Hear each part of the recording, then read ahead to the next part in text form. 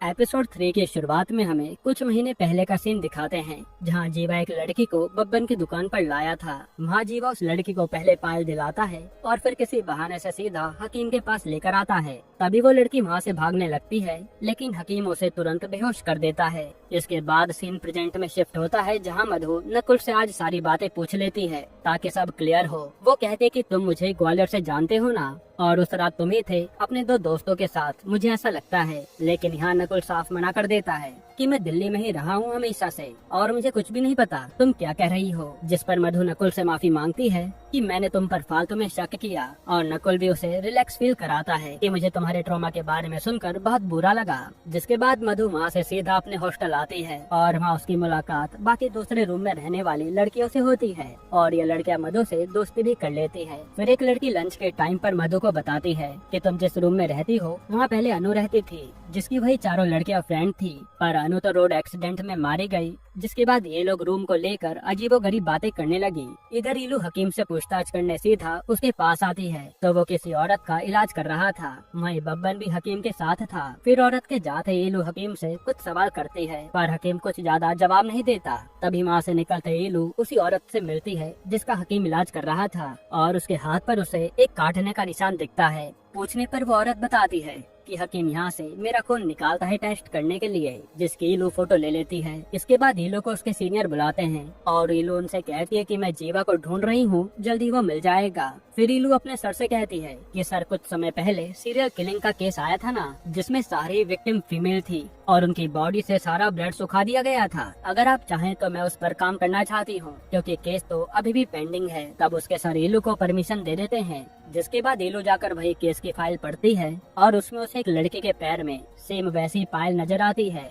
जैसे उस रात जीवा के बॉक्स से पायल मिली थी। ये देखकर इलू के होश उड़ जाते हैं। इधर हम उसी हकीम को देखते हैं जिसने एक लड़की को सीक्रेट रूम में रखा था, और वो कुछ विधि करके उस लड़की का खून निकाल देता है और वो लड़की तड़प तड़प कर मर जाती है। यानी कि हो सकता है कि वो सीरियल किलर यही हकीम हो। यहाँ हकीम की बातों से हम समझ पाते हैं कि वो सड़ सड़ कर मर रहा है, इसलिए वो जिंदा रहने के लिए ऐसी ही लड़कियों की बलि देता है ताकि उसका इलाज हो सके। तभी वहाँ बब्बन आता है और ये सब देखना उसके लिए नॉर्मल था, यानी वो भी सारे किलिंग्स के बारे में जानता था। हकीम कहता है कि इस लड़की की आत्मा मेरे किसी काम की नहीं थी और मुझे एक घायल रूह की तलाश है, वही मुझे ठीक कर सकती है। तभी वहाँ लाना का फोन आता है और हकीम उससे बात करने चला जाता है। यहाँ आज मधु के रूम पर दूसरे रूम से लड़कियाँ आती हैं जो बताती हैं कि हमारे रूम का सॉकेट काम नहीं कर रहा है, इसलिए यही ग्राइंड कर लें क्या। तब वो यहाँ कुछ आइटम ग्राइंड करने लगती है और लड़की जैसे उसे खाली करने जाती है, तभी वो ग्राइंडर अपने आप ऑन हो जाता है और उस लड़की की उंगली उसी में पिस जाती है, जो कि देखने में काफी भयानक सीन था। ये देखकर तो मधु के भी होश उड़ जाते हैं। फिर मधु माँ की किसी तरह से सफाई करती है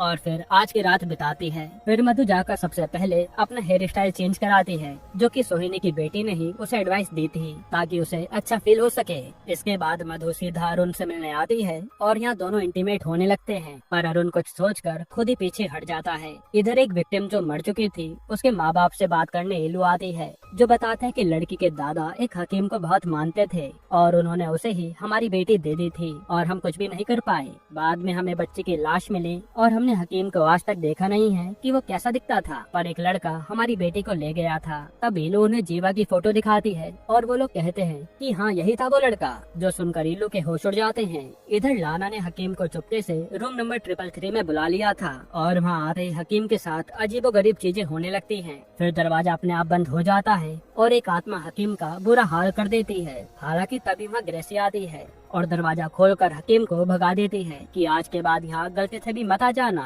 फिर जाते हुए हकीम से लाना पूछती है कि हुआ क्या था, ये तो बताइए। लेकिन हकीम कहता है कि हमें उसी लड़की को एक मीडियम बनाना होगा जो उस रूम में रहती है। हकीम कहता है कि जो शीशी मैंने तुम्हें दी थी ना, उसकी दवाई मिलाकर उस लड़की को पिलाओ, फिर उस लड़की को मैं खुद ही हैंडल कर लूंगा।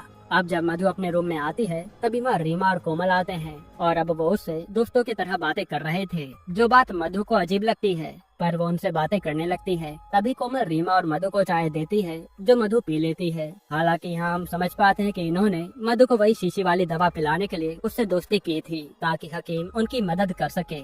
इसके बाद मधु और अरुण को हम बेला और नकुल की पार्टी में देखते हैं, जिन्हें बेला ने इनवाइट किया था, और यहाँ नकुल और मधु के बीच भी बातें होने लगी थी। असल में मधु ने भी मान लिया था कि ये वो लड़का नहीं है जिसने मेरे साथ गलत किया। फिर पार्टी में अरुण काफी ज्यादा ड्रिंक कर लेता है और जब मधु उसके पास आती है तो अरुण उसे रोते हुए कहता है कि मैं जब भी तुम्हें देखता हूँ तो मुझे गिल्ट होता है। और वो रिवील करता है कि जब तुमने मुझे उस फेयरवेल वाली रात को अपनी हॉट पिक भेजी थी तब मैंने अपने दोस्तों को जलाने के लिए कि आज मैं तुम्हारे साथ मजे करूंगा उन्हें फॉरवर्ड कर दी थी, जिसके बाद उन लोगों ने तुम्हारी पिक पूरे कॉलेज में फैला दी। और मुझे लगता है कि उसी पिक को देखकर उन तीनों लड़कों ने आकर तुम्हारे साथ वो घिनौना काम किया। जो सुनकर मधु के होश उड़ जाते हैं। इसके बाद मधु घर आकर खूब रोती है और फिर जब वो सोने वाली थी तभी एक बिच्छू आकर उसके पैर पर काट लेता है और उसे अपने सामने एक आत्मा दिखती है जो जली हुई थी। यहीं पर एपिसोड 3 खत्म होता है।